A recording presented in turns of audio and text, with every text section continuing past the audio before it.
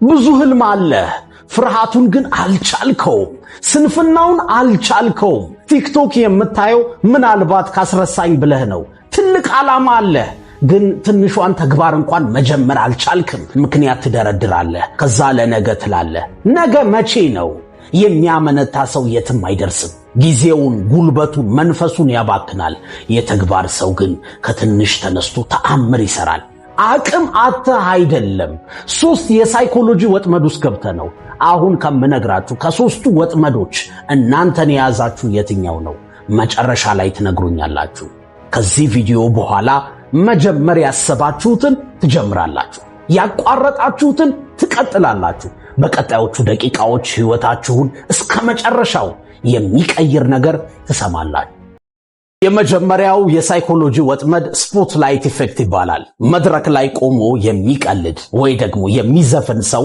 መብራቱ ሁሉ ወደሱ ነው የተመልካች አይን ቀልብና ትኩረት እሱ ላይ ነው እኛም እንደዛ እንደሆንን እናስባለን እኔን እኮ ነው ሰው ሁሉ የሚያየኝ የሚከታተለኝ ብዙ ሰው አለ ሰው ሁሉ ትኩረቱ እኔ ላይ ነው ብለን እናስባለን ስለዚህ ብሳሳት ብወድቅ ምን ሆናለሁ ምን ይሉኛል ምን ውስጥ ገባለሁ ትላለህ ጥናቶች ግን ማንም ስላንተ ስራ ፈቱ እንደማያስብ ያሳያሉ ሌሎቹም ሰዎች የሚያስቡት አንተ ስለነሱ ምን እንደምታስብ ነው ሁሉም ሰው በህይወቱ የራሱ ፊልም አለው እዛ ፊልም ላይ ዋና አክተር ወይም ተዋናይ ራሱ ነው ትኩረቱ ራሱ ላይ ነው አንተ አይደለህም ስለዚህ ብትወድቅ ብትነሳ ማንም ስላንተ ስለማያስብ አትፍራ አታመንታ እያመነታ ፈዘብትቀር ማንም አያድንህም ጓደኛ ቤተሰብ ከቁጭት አያድንሁም የሆነ ተአምር አይፈጠርም በእያንዳንዷ ሰከንዶች ያንተ አይነት ህልም ያላቸው ሰዎች ዓላማቸውን ለማሳካት ዋጋ እየከፈሉ ነው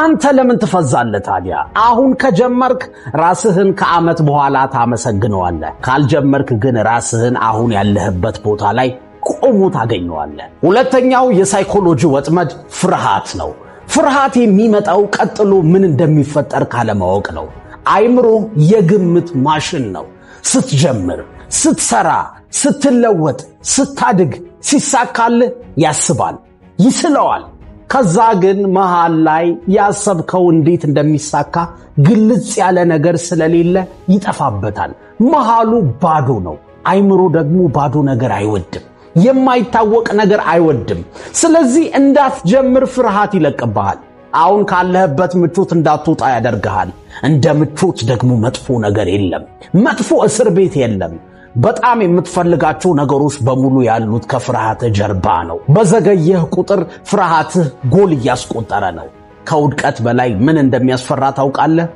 ቁጭት ኮርኔል ዩኒቨርሲቲ በሞት አፋፍ ላይ የደረሱ 600 ሰዎችን አጠና ምንድነው በዚህ ሰዓት የሚቆጫችሁ ነገር ብሎ ጠየቃቸው ሁሉም የሚቆጫቸው ነገር በህይወት ያሉ የሰሩት ስህተት አይደለም አስበውት ፈልገውት ያልሞከሩት ያልጀመሩት ነገር ነው የሚቆጫቸው አፍ አውጥተው ያልተናገሩት የፍቅር ቃላት ስራ ለማቆም ለመቀየር የነበራቸውን ሐሳብ ቢዝነስ ለመጀመር የነበራቸውን ጉጉት እያሰቡ ነው የተጸጸቱት ሶስተኛው የሳይኮሎጂ ወጥመድ የሰዎች ቃላት ነው አትችልም አይሳካም ይሄ ላንተ አይሆንም ባንተ ያምርም ባንቺ ያምርም ይቅርብሽ ያሉን ሰዎች ቃላት አይምሮአችን ውስጥ እየደጋገመ ይጮሃል አንድ አስገራሚ ጥናት ልንገራችሁ ከ100 ሰዎች ውስጥ 80ው ገና አንድ ትችት ሲሰሙ ዓላማቸውን እርግፍ አድርገው ይተዋሉ ይለናል ሰው በሐሳብህ ሊስቅ ይችላል እንደማይሆን ሊነግርህ ይችላል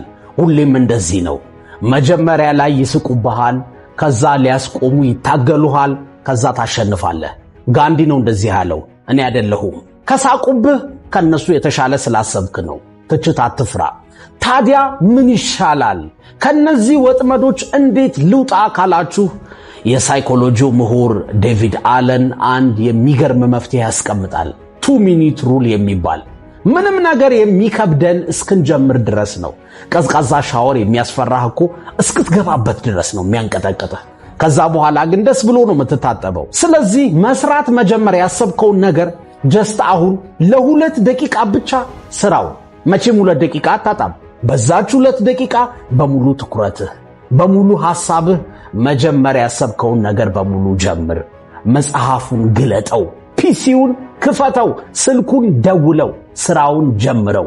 ከዛ ከ2 ደቂቃ በኋላ ላቁም ብትል እንኳን አታቆምም። ካቆምክ ደግሞ ትንሽ ቆይተህ ለ2 ደቂቃ ስራህን ቀጥለው።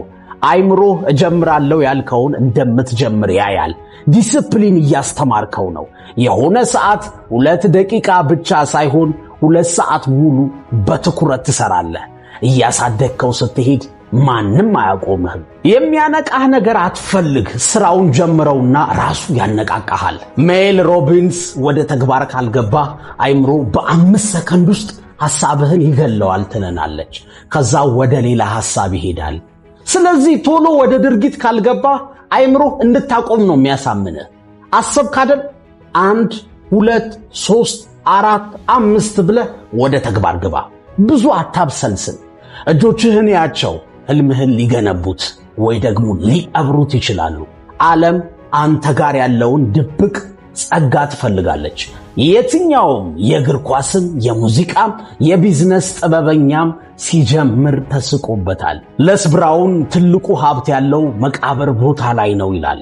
በጣም ታላላቅ ጽሑፎችን መጻፍ የሚችለው ሰውዬ እዚህ አንቀላፍቷል።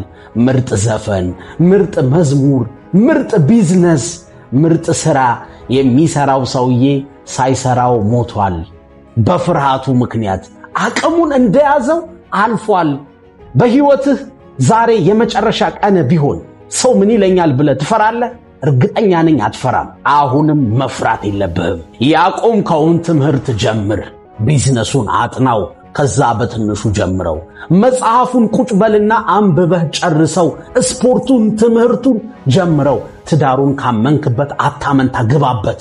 ካላመንክበት አታመንታ፣ አቁመው። የሰው ዕድሜ አታባክን። ቆራጡን አንድ ውሳኔ ሕይወትን እስከ መጨረሻው ሊቀይረው ይችላል።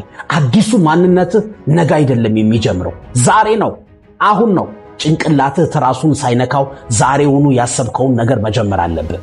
ይሄን ቪዲዮ አቁመው። የሚያስፈራህን ነገር ጀምረው። ፍርሃት ጊዜያዊ ነው። ቁጭትና ጸጸት ግን ዘላለማዊ ነው። የቱን ትመርጣለህ?